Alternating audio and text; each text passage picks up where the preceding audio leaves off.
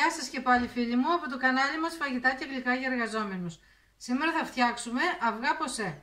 Μας το ζήτησε ένας φίλος μας και εμείς θα τα φτιάξουμε γιατί είναι πανεύκολα, πολύ νόστιμα και υγιεινά. Πάμε να τα δούμε. Λοιπόν, τα υλικά μας φυσικά είναι αυγά. 2 αυγά θα κάνουμε εμείς. Εσείς μπορείτε να κάνετε ή 1 ή 3 αναλόγως με πόσο θέλετε να φάτε. Παίρνουμε μία κατσαρόλα και βάζουμε νερό και μόλις αρχίζει να βράζει ξεκινάμε. Ρίχνουμε το ένα αυγό και δίπλα το άλλο. Περιμένουμε να γίνουν τα αυγά μέχρι να σκεπαστεί ο κρόκος που πάει να πει ότι έχουν βράσει. Έτοιμα τα αυγά μας, αν τα θέλετε πιο γευστικά, μπορείτε να κάψετε λίγο βουτυρό και να το ρίξετε από πάνω με πιπέρι.